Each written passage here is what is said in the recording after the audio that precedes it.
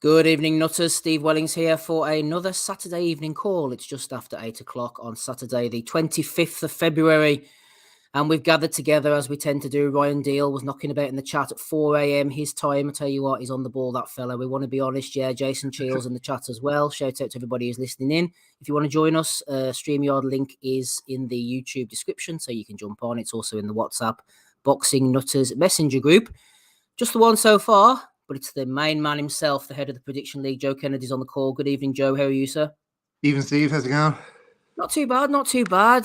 Just looking at weekend of action. Subriel, Matias, Jeremiah, Ponce. I'll watch it on Sunday morning. You'll probably catch it live on Showtime tonight. Looks like it's got the makings of a good scrap, that one. Yeah, I think it does. Matias, just a real come forward, aggressive, hard punching style. And Ponce likes to bang as well, but he's maybe a little bit cuter in his defense. So I think it's got a good matchup style. I think a lot of people are predicting that it won't go the distance, and I'm kind of thinking the same way.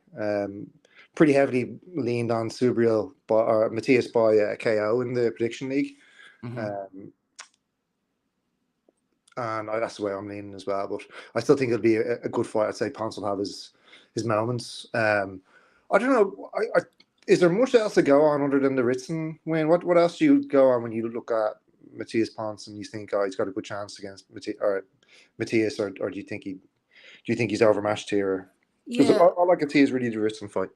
Yeah, I'm the same as you, to be honest. I don't necessarily think he's overmatched. I'm only going on by the fact that a lot of people who are kind of respect have been saying, yeah, I think Ponce could be a live wire. The fact he beat Ritson gives us a bit of familiarity because we know Ritson, but that is actually to Ritson's detriment because I don't think he's that great. I mean, he's okay. He's a puncher at British level. The fact that Ponce got rid of him, maybe the fact that he came in unfavoured, is what made us think, whoa, this guy looks actually pretty decent here. But other than that, I mentioned the fight in Germany. Obviously, it was over in Germany. He got a majority over Muller, who Anthony Fowler had knocked out. And he's just an unknown quantity for me. And Matias, I'm siding with him, Joe, because he is more of a quantity. I get what Andy's saying about the Dadashev fight could be playing on his mind. To be honest, looking at his recent performances, I don't think it's playing on his mind at all. He's battered the shit out of some really good guys. Ananyan, Jukumbayev, Malik Hawkins. If that's playing on his mind, then I don't think it is. He's a guy from the streets, from what I read as well. He runs around with a gold chain, hangs around with the legitimate murderers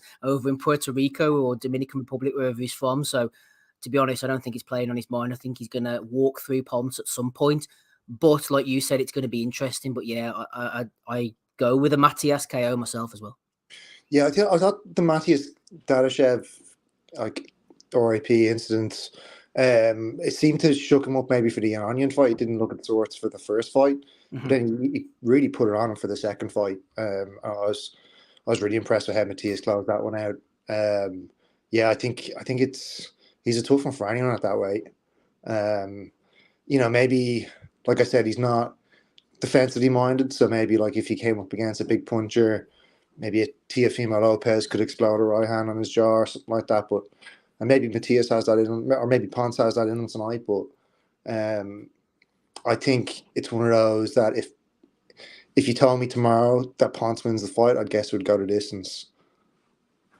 Yeah. No, I agree with that. I think everything works out on his career. He was blasting the life out of people, which is an unfortunate term, obviously, given the fact of what happened with Dadashev. And then after that, it was the first fight removed from that against Ananyan that he got his own one and only loss. And don't forget, it was really close on the cards. So I think that it probably was playing on his mind naturally, as it bound to have done. But since then, I think he shook it off completely. And he's back to the Matias before the Dadashev fight, who was just walking through people left, right, and centre. And I think Ponce would definitely be cute. He'd definitely give him a bit of trouble from what I've seen of him. Admittedly, only in the Ritson fight. But I think Matias is on the way up. And shout out to Yumi Yappi in the chat there. That's James Tapner. He's joined us as well. Just a wider point before we move on to other matters, Joe, regarding Showtime and Showbox. Obviously, they've had the takeover. There's talk of boxing being canned. Boxing supposedly on Skid Row as far as Showtime's concerned. Gervonta Davis looks like he's now going to fight Ryan Garcia, which we were told was going to be the case all along. Has the demise of Showtime and the PBC been a little bit early for you, or do you think that it's kind of a little bit sort of dodgy as we speak? No, I think that it's probably a little bit early on the Showtime front. I'm a Showtime subscriber here in the States, and Their boxing is kind of front and center of their marketing and of their platform. It's not front and center. It's not like a boxing platform, but like, it's advertised quite like throughout the app. Once you jump onto the app to look at a series or whatever, you'll get a prompt for the boxing as well. And so they do have that feedback loop, obviously not to the same extent that Sky Sports do with the massive conglomerate of channels, but I don't see it as about the Showtime's about to leave the sport. I think Fox PBC, I don't see much going on there anymore. Those cards have seemed to fall off a cliff. And if you remember I think it's over now. Yeah, I think yeah, that's over now. Yeah. like we had like fucking, what was it, King Kong Ortiz and Fat Andy Ruiz, I think one of the last PBC pay-per-views they had on Fox. And that's dragging the barrel. So I think that could be gone. There is a lot of talk about Al Heyman fighters not getting paid, and Eddie Ruiz has left them this week, I believe. He was on the cusp of a world title shot, if you believed everything PBC was saying. So it's strange that they would part ways at this time, and he's on the cusp of a big fight. So whether it's just PBC routing their fights through Showtime as opposed to Fox now, maybe that's it. Maybe it's just they figure they can focus on one core market instead of like spreading themselves over two, or I'm not too sure, but it doesn't spell great shakes when you stop seeing pay-per-views, when the last few pay-per-views are absolutely dire as well. But Showtime are still there, and like you said, some great fights just been announced. Tank Garcia will bring in an audience. I think even Sunday will bring in an audience, Jake Paul and Tommy Fury, that will hopefully bring in new fans of the sport. And as you get people rolling out of the sport, hopefully you get new fight fans coming into the sport. Yeah, I hope so. I have been regular listeners of the pod will know I've been a bit of a PBC advocate. It did start a little bit tongue-in-cheek with Uncle Al back in the Frampton Santa Cruz days, going over to America, being treated so well from Uncle Al, and everyone else in the sport was kind of shitting on him. But I thought he was doing a really good job at the time, putting on some excellent cards, paying people well, properly, on time. We know about everything was shrouded in secrecy. There was a bit of an element of a Ponzi scheme at one point, but I do think at the moment they are maybe not struggling as such. Maybe it's by design, but yeah, Heyman does seem like he's getting his percentage, but he's not as invested in the sport as he once was. Fighters just aren't active enough. The likes of Charlo, Jamal Charlo, for example, I mean, he's just not fighting at all. It's ridiculous. The other guys are fighting once a year, maybe, and on pay-per-view at that. They do know how to put together a good pay-per-view, Espinoza and Heyman. They've got that nailed down to a T, but as you say, they haven't always worked out. And I do think that Heyman spent a lot of money, investors' money as well, and he will move them over to another platform if he has to, and people will maybe start leaving because I've said it before. I wrote a Substack article about it too. Fighters just aren't active enough at the moment. They need to be active. And talking of activity, Joe, I was going to touch on Conor Benn. Obviously, that's the title of this, but we'll wait to see if any of the other boys jump on. If not, we'll touch on that at the end. But I know a fighter who's close to your heart and he's getting active again. The war's over. Vasyl Lomachenko, never afraid to fight anybody. Had a bit of a sticky comeback against Jermaine Ortiz, who I think will prove to be better than people think, better than his record suggests so far. Lomachenko is supposed to be fighting Devin Haney. Lomachenko was originally going to fight Kambosos, went off to fight in the Ukraine, didn't happen. Haney, to his credit, come in not once but twice, went over to Australia, fought against Kambosos. He's the undisputed champion. As I said before, he's hardly left a row of cars or fighters behind him on fire, exploding in the background. He's beaten Kambosos twice. All you can do is beat the man in front of you. He's going to hopefully now fight Lomachenko. If he gets past him, maybe move up in weight or something. But this is a fantastic fight. Lomachenko maybe a bit too savvy. If Haney can get him in those octopus tentacles, Joe, then who knows what could happen. They're talking about May at the moment, maybe in Saudi Arabia. What's your intel at the moment? Do you think it's going to happen? If so, where and when? Yeah, I think I think you hit the nail on the head. I've heard May, Saudi Arabia. I think Devin and his father have both mentioned it. I think they're over in Saudi at the moment for the Paul Fury fight, and they've both mentioned it. I think it's, from what you hear from the Bob Arum, I think it's nearly done as well. So fingers crossed it gets over the line. I was at the Ortiz fight. I think I tried to jump on the pod the following day, but I think I had Halloween duties if I can remember rightly. But it was a tough night for Lomachenko. That and like you said, I think Ortiz, he was a bit of an unknown quantity going into it. think he'd had a fight with Jamel Herring beforehand, which was, or was that after? I think he was a kind of a good style for a warm up for Devin Haney, if you know what I mean, because he was a big young fighter, good jab, long reach, could box a bit in the outside, and he tied up Lomachenko pretty effectively during the fight as well. And you can kind of see from the fight an avenue that Devin Haney would likely follow, which is what you mentioned, the jab and clinch. I think whenever Ortiz clinched and held Loma, he was able to also work while he was there, not massively effectively, but you think that a better fighter with some more inside skill would be able to target Loma there, because he's not the biggest at the weight either, and Ortiz was really able to kind of bully him around there. So it is a fantastic fight. I think I've always said that I was hope that one of these young guys would underestimate Loma and kind of, you know, or not overlook him, but, you know, consider him written off and consider him over the hill. I don't know if Haney's the guy for that. I think Haney's probably the toughest matchup for him out of all those Tanks, Garcias, Haney, all the other kids at 135. I think Shakur, like I think that Shakur and Haney are probably the toughest fights for Loma. And I credit for Loma for taking it. But I think it's a savage fight. And I think, yeah, he needs to just get inside Loma's big jab, or not Loma's big jab, Haney's big jab, and yeah, try not to get clinched to death, and also not wait 6 rounds to start working would be a good one for him this time as well. I think not let the moment get to him.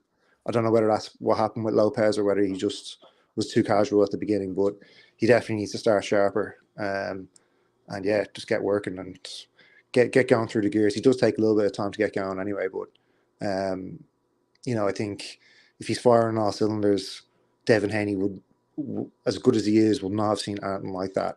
And it'll be fascinating to see how the young guy kind of responds to that as well, because I think Haney's a great fighter in his own right. Yeah, no, Haney's an excellent fighter, actually. And I know they're saying about him being weight drained, maybe moving up in weight if and when he gets past this one. I don't think Loma will allow him to kind of be lulled like Kambosos was lulled by the snake charmer that is Haney. Like I said, he was jabbing, sort of hitting him with the right hand. Barely got out of first or second gear for the most part, given Kambosos' limitations. And he managed to just grab hold of him. Lomachenko's not going to let him do that. I can just see him in my mind's eye now. Lomachenko, the way he does that visible shaking, like wriggling his arms about, looking at the referee to break them. I think he'll make that very clear that he's being held and work as best as he can. The only thing is whether he tires. Maybe Haney could tire if he's tight at the weight. It is a fascinating fight. If Haney gets past this, Shakur Stevenson says he has no other option but to fight him, but to defend against him or Gervonta Davis. Stevenson against Haney. I was just about to say that would be a cracker, but probably wouldn't be a cracker. It'd be a bit more of a chess match, to be honest with you. Two very fast guys, very skillful. Stevenson, I think you've watched him live in the past. He's really shaping up to be a nice, mature fighter now, isn't he? Brilliant. Yeah, I saw him in Newark last time around. He's fighting again in Newark in April. I'm going to try go for that as well. His sense of distance is incredible. Like, and his footwork, like the tiny little miniature movements that he does, just to kind of maintain range and dictate the fight. His ring IQ just it screams out from the ring. And yeah, that would be I think the Devin Haney fight, which Shakur, like it's one for the purists, definitely, but it would be fascinating as well. I wouldn't be against seeing that at all. I think Shakur at 135 is going to be just. For me, he's probably the best of the lot of all those guys. Tank, Loma, Haney, Garcia, Tio, all that whole crop of kids we've been watching for the last 5 years. For me, Stevenson is the best of the lot. I think he's got the highest ceiling, and I think he's probably going to go all the way up to 147. Yeah, do his thing up there because he's got the reach for it as well. And the only thing is, he seems to be, you know, not the wisest between the years, maybe like outside of the ring. But neither was Floyd's. I'm not comparing to Floyd, but like neither was Tyson. Neither a lot of these guys don't have to be the smartest outside the ring, but you hear about them being next to rappers who were shot dead and stuff like that. You know, leaving the scene of the club with the shooters or something like that. And then obviously the car park stuff that he had as well. Like, you know, not averse to trouble, but I think he's a sensational fighter. Yeah, guilt by association. These things catch up on you, and it looks like it's catching up on Gervonta Davis as well at the moment. Doesn't sound great, that whole hit and run thing, leaving a pregnant woman to fend for herself. He's made some really questionable lifestyle choices outside of the ring, Davis. And again, people who he's hanging around with, he's got the likes of Adrian Broner sending him positive messages of inspiration on Instagram, which really says where Davis is at the moment. It's such a shame. Nothing worse than unfulfilled potential. Davis at the moment. Hopefully, he's just going to stop pissing about outside the ring. He'll probably end up, I don't know if he's going to end up going to prison at some point, but it seems the fight with Garcia's on in April against Ryan Garcia. How do you see that one going, Joe? We're chatting about it in the, I think it was one of the Asylum DM groups. There's so many of them floating about. Dangerous Dave Lee, who used to come on the podcast back in the day from Limerick. Seems to be the same opinion of me. Garcia just stands a little bit straight up, chin in the air at times, and you imagine a fighter as devastating as Davis will catch it at some point. And Davis is a clever fighter too. People talk about his size. He's explosive. He manages to get his feet into good positions. He's got long arms. He's not just a banger. He gets himself into these positions, and he absolutely erases people. I actually quite rate Garcia. He's not a bad fighter by any stretch of the imagination, but he's going to walk onto something. And when he does, in my opinion, Joe, it's going to be lights out for him. Yeah, exactly. I think it's pretty much along the same lines. Tank is actually at his best striking when he's counterpunching as well. Like even if you look at the Santa Cruz knockout, I think it was at the end of 3 uppercuts in a row from Santa Cruz, and Tank was just waiting for that opening to detonate, and I think he'll get those those openings with Ryan Garcia, he's always been leaky. I think. How long is he still with Dr. Denham, Joe Goosen? Absolutely, yeah, yep. Yeah, like he has been tightening up a little bit. I remember it wasn't his greatest performance to go fight, but he was getting his hands back better than he used to. And even though he leaves his lead hand still really low, he's tall enough, I think, to if he to maybe be able to lean and stuff like that, especially against a smaller fighter like Tank. But for me, it's when he's throwing shots, when he's in exchanges, that he's not defensively minded at all.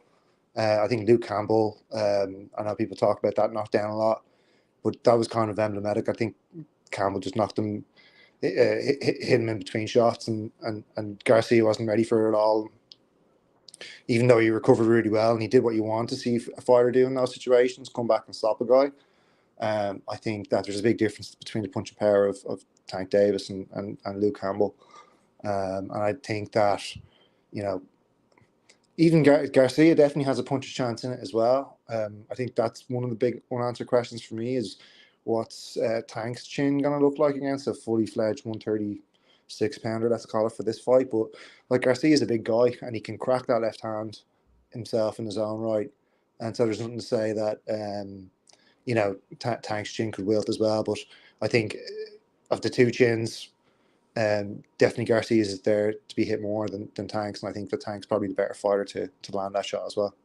I think a couple of stylistic things I'm looking at as well, Joe. I noticed in Garcia's fight against Tago was very negative. He was, to say he was boxing off the back foot would be an overstatement. He was basically just running around with his back to the ropes. Ryan kind of struggled to track him down at times. And given the fact that Davis is the master of slowing things down and he fights off the back foot, he dictates the pace of fights. I wonder whether Garcia will maybe get frustrated and rush in. And then at that point, obviously, Tank will tag him. I think that Joe Goosen is going to have Ryan Garcia ready. I think it's a good fit for him, better than the Reynosos. I wonder how both guys, but especially Garcia, will cope with the atmosphere on the night, the circumstances. He's never been in anything like this before. Davis has kind of been in these big, high-profile pay-per-views. A lot of people watching him, highlight reel KOs, people tweeting about him in America, like basketball players, rappers who wouldn't have any interest ordinarily in boxing. It kind of feels like he's sampled that big atmosphere and the big occasion a bit more than Garcia. He's had big fights, but never on this magnitude, this stage, a lot of crossing over. Hopefully Garcia will be able to deal with the event on the night and not rush in and get carried away, rush of blood to the head. Yeah, it's a good point because he's always he's had a bit of crossover appeal with the youth and Instagram following and all that kind of stuff. And he's always carried a little bit of buzz around his name, but he's never quite exploded onto the scene yet. he kind of needs his tank fight maybe to do that. But he doesn't strike me like the kid to let the moment get to him. He seems pretty good in front of the camera. I know people always make that Oscar De La Hoya comparison, and I don't think it's. I think there's a little bit of truth in it as well, especially in front of the camera. But the stuff that does worry you is the off the camera stuff as well that he's always talking about. You know, I think you just don't want your fighter suffering from mental health issues, because the mental side of the game is so important as well. That any kind of fragility is just, it leaves big question marks, and that's why as crazy as it sounds, you'd almost rather a personality type like Tank Davis than a personality type like Ron Garcia going into a fight. You know what, you'd want the hardened, street tough, you know, ruthless attitude, as opposed to, you know, the self-aware, you know, vulnerable kind of, like, you know, needs reassurance, not weak, but like, you know what I'm trying to say? I think you make a great point there, Joe, actually, because it's like, it's all right saying off camera and people saying, oh, he's so brave. You know, he's like, there's more to life than boxing, and I got my family and blah, blah. And everyone's, oh, he's so brave. Isn't that just true? But when you're in a hard fight against someone like Tank or someone of that ilk, all of a sudden that mentality doesn't serve you very well. It's do or die in that situation, as crude as that may sound. It's great on the therapist couch, you know what I mean? But it's not great in the in the ring corner, you know, when you need to be tough, you know. And I'm sure there's people who have managed to tap into both sides of their personality, and you know, there's definitely a duality of man, that you can be hard and soft at the same time. But definitely, I just worry about that sort of stuff with Garcia, when you hear about the mental health issues. Just when you get to a moment in a fight, and they always come in great fights and in tough fights, when it becomes about will over will, whether there's cracks in that will because of that person's personality or what that person's gone through in a mental way. Even though Tank's probably gone through fucking worse stuff, but you know, he's just a tough motherfucker who doesn't really let it get to him and just goes in and fights, you know. Absolutely. Just to remind anybody who's listening in, whether you're in the chat or listening in afterwards, this is a Nutters Call, cheeky little Nutters Call on a Saturday evening, just to keep things ticking over, give people the opportunity to jump on if they are fit, willing and available. Damo has offered his services over in the Nutters chat. You can jump on if you want, Damo, no obligation whatsoever. Joe Kennedy giving up his time here. We're going to have another 5 or 10 and then we'll get out of here. A couple more talking points, Joe. We'll touch upon Teofimo Lopez, Josh Taylor shortly. Just before we do so, I want to get your opinions on the whole Conor Benn situation. I haven't really been following it that closely because it's a lot of smoke and mirrors at the moment. Obviously, his reputation's in the mud. Eddie thinks he's been exonerated. Correct me if I'm wrong with any of this, but it appears to me, given this announcement during the week, they've been quite clever. They go to the WBC, present your evidence. The WBC are quite a flexible organisation. They enjoy a good relationship with certain people. They're worried about getting sued into oblivion, probably as a legacy from the whole Roy Jones Jr., Graciano Roccigiani situation way back in the day. But anyway, the WBC clear him. As far as the WBC are concerned, they have a big press release comes out during the week. All of the cuckold journalists promote it. The website's printed out. It looks to the casual sports fan, Joe, that Conor Benn has been exonerated of any wrongdoing. Yeah, to the casuals, absolutely, and that's a job done by Matchroom team, Matchroom FC. But I think it's actually not as clever as they might think it is either. I was listening to an interesting space with Rob Tebbit earlier on, and he made the point that, you know, clomiphene in eggs, right? Clomiphene, it doesn't actually appear, and this is kind of jumping into the deep end of the conversation straight away, forgive me, but like the clomiphene doesn't appear in the English food system. Like, you know, there's no natural way for clomiphene to appear in eggs unless you get your eggs from somewhere else. And so this whole egg story that they've given the WBC, that the WBC, like you said, they didn't have the resources nor the authority to really say, I can prove that you injected the clomiphene, and so they kind of have to accept the excuse that they got.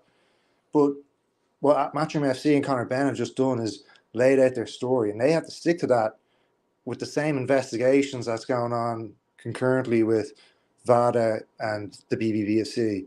And so they don't not necessarily just accept the clomiphene excuse, and they might actually have the resources or the ability kind of dig in further and say, well, where did you get the eggs from that had these clomiphene, and how do you know that? Prove, the weight of expectation, the weight of evidence might be a lot greater for the BBBC and VADA than it is for WBC. And I wonder whether setting themselves into a lie like this is, which is blatantly is a lie, like let's not bullshit around it. Like you'll trip over this lie eventually at the end of the day. And so I just hope that, this is Matchroom FC getting a brief reprieve, but paying for it in the long term by basically setting their story in a way that is so nonsensical that, it actually proves that Conor Benn was cheating all along. What are they actually going to do with him next, Joe? I know he's not getting much sympathy from the boxing world at large. Chris Eubank put out the old Leonardo DiCaprio meme. I know that Errol Spence was going in on him. Ben called him a wanker, said he was going to get it. I'd love to see him try. Maybe get Ben out to Saudi Arabia, perhaps. They keep talking about bringing Manny Pacquiao out of retirement. I can just see it now in Diriyah, Ben against Pacquiao under the lights. I mean, am I being a bit cynical? What are they actually going to do with him?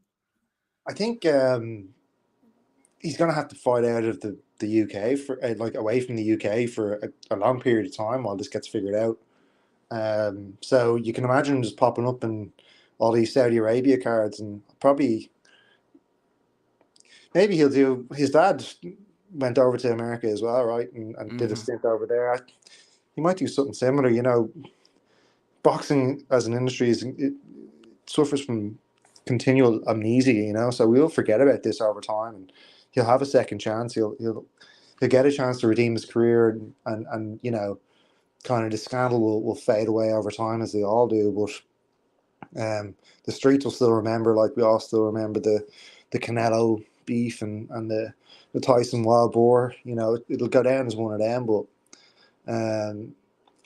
it reinforces everything that we always talked about with Eddie being a fucking shield as well, and just having absolutely no spine at all, and just prepared to say one thing one minute and completely contradict himself the next minute just to get Matchroom FC's agenda over the line. That was the sickening to see played out as well. But for us, it's kind of vindicating as well, because we know how much of a slime ball these guys are, himself, Frank Smith, and the whole crew. But it's a shameful episode for the sport, but it's no more black eye than boxing has suffered anyway.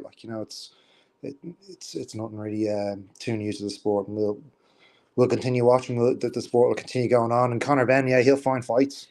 He'll get someone to come over to the zone, and Eddie will put him on wherever. He'll find a way, and eventually his profile will get built again. He'll have a big fight, and I think the biggest punishment of all, we put him in with Errol Spence soon. Let Errol Spence teach him a lesson. That'll be plenty. I think the fans would enjoy that one as well. That would be some lesson. All road rage, all getting stuck in on Conor Benn. It is the most shameful of sports, but we do love it. The sport where drug cheats can come back time and time again. Murderers can be put in the ring, and God knows what. It's the red light district of sports, as Andy Patterson calls it. We'll listen to Andy tomorrow night in the Nuthouse Pod, episode 512. He'll no doubt have plenty to say on that, and a few Bellew of the Weeks thrown in as well. Final couple of talking points, Joe, just before we close out for this evening. Josh Taylor and Teofimo Lopez looks like they're going to fight on June the 10th, ESPN Plus in New York. The last remaining title that Taylor holds, I believe, is the WBO super lightweight or light welterweight title, whichever you prefer, over in New York. That would be some fight. I'd say that would be in your neck of the woods, maybe the Hulu Theatre, Madison Square Garden, maybe go along to that. Be a hell of a scrap between two really proud warriors. Yeah, I'd love to. I'm actually going to be in Ireland, going home for a couple of weeks, I think at the beginning of June. So I might have to have a look at the flights again and shift them around, because that is a cracker. I was at the Taylor Ramirez fight in Vegas back in May 21. It was amazing. And I think I'd love to go see Taylor again, even though he's not everyone's cup of tea. I actually just, he's kind of my guy in a way as well. Mm-hmm. I really like him. I like warts and all. Even his Ben Davison fling, I can kind of forgive him with as well. It'll be interesting to see what he's like with Joe McNally. I like Liam Smith as a fighter. I like it seems like Joe McNally is a good trainer. I can't say I know much more about him other than the Liam Smith connection, but he seems to have a good boxing head and shoulders. I think that's probably what Taylor needs. I was saying in another chat, I think it's a fascinating fight, but I think that if Taylor tries to keep it simple against Teofimo, he'd be well served. That trying to get Teo to kind of establish in your own jab, frustrate Lopez, get him to overreach and punish him as he does. I think you'd find success pretty quickly early on in the fight doing that. And kind of similar to what Kambosos did as well, setting up the jab and then hooking off it, really frustrating Teofimo with some lateral movement. I think Taylor's got all that in spades as well if he wants, but obviously Teofimo's in the fight as well. He's probably the more athletically gifted of the two. I haven't said that Josh is very gifted in that respect as well, but they're both super athletic dudes, and I think that'd be a great fight. Could see Teofimo landing as well. Taylor's got a great chin. So does Teofimo. That's a cracker. Could see Josh grinding him a bit, like you said, if Teo doesn't kind of get him hurt or have a bit of success early on. Taylor may be starting to grind down the stretch as such. Although Lopez showed in round 12 against Lomachenko, he can hang tough as well. I thought against Nakatani, he showed reasonable adjustments as well to kind of get through that fight. But yeah, Taylor's very gifted, but he seems to relied a bit more on the grit. Like the Catterall fight, it wasn't about his giftedness whatsoever. He just had to bite on his gum shield and try and get whatever he could. And also against Prograis, I thought to a certain extent, it was when he really took the fight into the trenches and stopped trying to stand off and box with Prograis, when he had his greatest success against Ramirez as well. The referee, I can't remember if it's Kenny Bayless or somebody, pulled the hand away. Taylor was straight in there, bang, knocked him down. I know some of the Americans still a little bit butthurt about that, but there's 3 fights in a row I've mentioned. I agree with you, warts and all, man. You can talk about whatever Taylor is on about outside of the ring. I could not give a shit about. His record is absolutely exemplary at the moment. And if he fights Lopez, and especially if he beats him, he's right up there for me with one of the best fighters around at the moment. I mean, you can't fault his... we all know about the Catterall fight. It was absolute bollocks. I feel sorry for Catterall. He should be unified champion, but they've got to move on at this point, haven't they, Joe? For everybody's sake. Yeah. And at the end of the day, Taylor, he's not in charge of judging for that fight. It was a bad robbery, yeah, definitely. But Taylor has been unbelievable value for every single one of his fights, pretty much since O'Hara Davis. He's a smashing fighter, and he doesn't shirk away from the challenge at all. And I get the Catterall fan saying that he's ducking him here, he's swerving him here, but you're right. Like I don't think it's even that much for Catterall either. Like I think Catterall can go his own way at 140 and do his own thing as well. They don't necessarily need to be entwined, and they can come and revisit it as well. It's not like they're going off completely different crossroads and not likely to ever fight again. It's just putting a pin in it, and maybe it'll marinate over time and come back to it again. But I could see Catterall taking a good fight as well now, and he deserves a shot as well. Like you said, I know Ozzy's a big fan of him, and I think he's maybe not the most exciting fighter to watch at 140, but I'd put him in against nearly anyone at that weight and give him a good chance.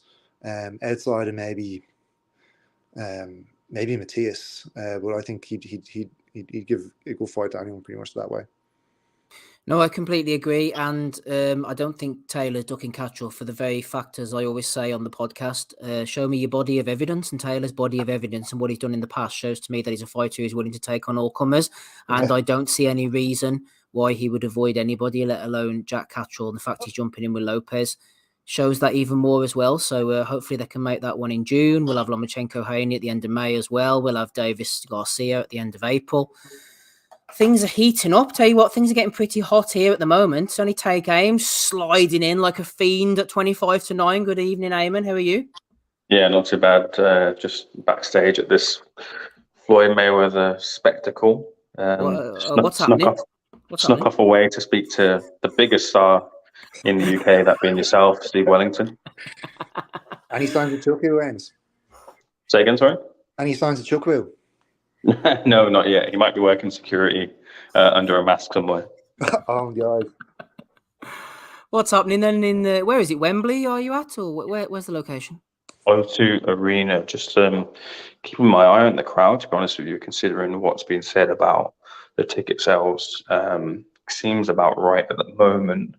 We'll see what happens when Floyd actually steps through the ring ropes, whatever time that ends up being. But yeah, it's just kind of usual kind of Floyd crowd, Floyd entourage in the stands and in the seats right now, just soaking it all in. Floyd Mayweather in the UK, never seen it before, may never see it again. Why aren't you here, Steve? Yeah, maybe I should be, absolutely. I should have come over for this one. There would have been plenty of seats anyway. I mean, I've only been following it peripherally, seeing what the boys have been putting in about the ticket sales and stuff. Is there any form of undercard going on at the moment? Is there any atmosphere? What's actually happening there? It's kind of the atmosphere of a Misfits crowd, that sort of scene right now. So I suppose it's people that are interested in Floyd Mayweather and these sort of crossover fights. There is an undercard. Currently in the ring of two women. One's like a Muay Thai fighter who's coming into boxing against another Muay Thai fighter, I think. The undercard consists of two reality TV stars, one by the name of Natalie Nunn, who was on Celebrity Big Brother in the UK against Tommy Lee. These are two American reality TV stars, the likes of your Kim Kardashians and things. So, the stuff that real hardcore boxing fans can really sink their teeth into on a Saturday night when, we've just had Lee Wood versus Mauricio. Well, maybe you might actually argue that this undercard might be better than the Matchroom's last offering, but no, I think on the balance of things, the proper boxing probably takes that. But yeah, no, I think there's a bare knuckle fighter by the name of Ulysses Diaz, who has the fastest ever knockout in MMA sports history, who's fighting a wicked and bad light heavyweight champion. That sounds like something boxing might throw up every once in a while, but yeah, no, not really here for anything other than seeing Floyd for a couple of minutes and then him shooting off, I guess. Yeah. Is there any way of watching this on the telly? Am I able to view this? No?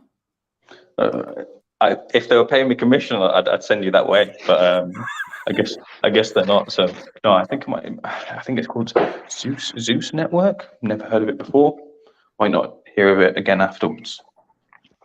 Right, okay. And Ames, in case you have to disappear or Chucker comes and gets hold of you, what about the real action? Forget about Floyd exhibitions. What about tomorrow night, old Jake Paul and Tommy Fury? Who are you going for? See, I'm not a betting man at all, but speaking to a couple of people who are, they're saying that the draw line has come in shorter, whatever that means. So I think basically you get less money for the draw than you would normally. So I think there's something maybe at play over 8 rounds. You could probably conceive a draw between the two fighters so that both reputations stay intact and each can claim robbery over the other and run it back or just leave it there and claim their money. If I was to pick one of the two, I'd be picking Tommy Fury. And I think if Tommy Fury does win it, he will genuinely hurt him and stop him. However, I'm not the biggest conspiracy theorist, but I think something's at play. So I'll be going to draw, and I have done on the Real Prediction League. I love a conspiracy theory myself. I'm surprised to see it's an 8-rounder rather than a 10. That means I anticipated them both being absolutely knackered at the end, but I am kind of looking forward to it. I know it's on the same time as the podcast, so we'll be tuning in. Steve, yes. Have your children been at you for this one? No, he hasn't mentioned it to me. The big fellow at all. No. Right. Okay. See, I thought it would have, because did he like KSI or ask you about KSI in that? He asked about KSI in the past. He hasn't mentioned this one, although I can confirm, Ames, I was in work yesterday and I heard a girl behind me mentioning she was watching the boxing tomorrow night or Sunday night, and she then someone else said, "What boxing's that?" And she says, "Oh, it's Jake Paul against Tommy Fury on pay-per-view." So she was well clued up on this. So I died a little bit inside, Eamon, to be honest with you. I was going to say, when she said she's watching the boxing and you heard it was Jake Paul, Tommy Fury, did you spit on the floor, Steve? I was gonna jump over the ropes, over the wheelie chair, and spit on her like Lara. Just before I shoot off, Steve, have you caught up with those Japanese cards? No. Right, I caught up with one late last night and then one very early in the morning. Right. Okay. So what was going on there? The less said, the better. Did you see the Rigo knockout? I think you've missed the joke, Steve. All right. Okay. It's completely sailed over my head like a Tommy Fury right hand. I didn't catch that one at all, Ames, to be honest with you. But thanks for trying. No worries. Are you working for Seconds Out tonight? Where can we find all your stuff? Yeah, it'll be Seconds Out. Myself and Josh Green are in position. So yeah, if you're looking to find anything on this event, it'll be at Seconds Out. And of course, Tommy Fury and Jake Paul we're at that too. Radio Raheem's over there with Frank, so providing the good content alongside many other platforms too. Brilliant stuff. Thank you, Eamon, for joining us, and come back again soon. Enjoy yourself tonight, though. Enjoy Floyd. Cheers. Will do. Okay, bye. As Eamon can't take aims over working for seconds out on the Floyd Mayweather against whoever he's fighting tonight, telling Japanese jokes went over my head. No idea what he's talking about, but he's having a good time. That's the main thing. Looks like Des is having a good time as well. He's jumped on a Saturday evening. God, Des, nothing better to do than jump on with us on the Nutters call. Everything all right? I just got in. I saw your text. I thought, why not? Why not, indeed? There's not really much over the weekend going on, I suppose, but I do want to pick your thoughts very briefly about last Saturday evening. Eamon alluded to it just there now. Lee Wood against Mauricio Lara. Obviously, we had our differences over the stoppage and stuff. I've wrote an article this week. I've kind of come round to your way of thinking, Des, and see the good in what Ben Davison did at the end there with the towel. The Wellings knee, that was, by the way. You thought it was all okay, though, Des. You were happy with the stoppage. I thought it was a brilliant stoppage. I think there's an agenda against Ben Davison. I think he's quite an emotive character, and for that reason, we kind of give him a hard time. I think what Ben Davison did last Saturday was probably like for like the exact same thing that Tunde did with Yard, and Tunde got praise for it. I don't see the difference. I think Ben was compassionate. I think he was professional. I think he was looking at the bigger picture. I think he was saving his guy. Yeah, I really agree with it. Do you think that with guys like Ben Davis and Tunde as well, to a certain extent, they're very self-assured, very confident, outspoken at times, and we always see them under this negative light, whereas nothing's black and white in life or in boxing, and sometimes they're going to do good things, and sometimes they're going to do things that don't work out? Yeah, and they are emotive, and they're sometimes divisive, and Joe Gallagher's another one. Shane McGuigan might veer into that category soon. We're kind of waiting for them to trip up to a degree. I go back to the nuts and bolts of this, Steve. I think we spoke about it on Monday. There's a very short window to get that decision right, probably a 5 to 10 second window. And that's when Ben Davison has to be everything but a professional. He has to be completely clinical. I think he made the right choice. You're damned if you do and you're damned if you don't. And we live in a world of what ifs and what buts. But I think Ben made the right decision. And I think in the next 6 months to 12 months, fingers crossed, Lee Wood's fighting Warrington in a sellout arena or a sellout stadium. He might pick up a vacant title. He might go another way round and fight an unbeaten American. He might reclaim a title. But I think we'll look back on that decision and go, it was a decision well made. Yeah, no, I think you're right. We had that discussion on Monday, indeed, and I agree with you.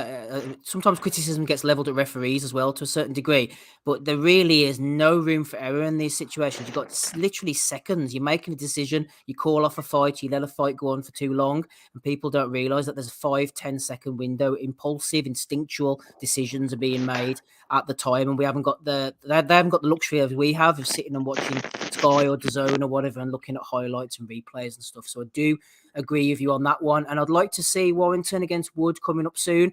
I suppose what happened to Michael Conlan just shows that you can come back from things. Whenever Conlan got knocked through the ropes in those last 10 seconds or whatever it was against Wood, I was worried at the time that he would never fight again. And he's come back. He's had 2 good wins. He's fighting against Lopez on May the 27th or whenever it was.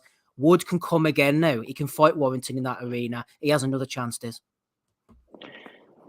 And if we go through the history of boxing, whether it's Muhammad Ali having his jaw broken by Joe Frazier or Lennox Lewis being ironed out by Oliver McCall, AJ getting done by Ruiz, you don't have to make wholesale changes.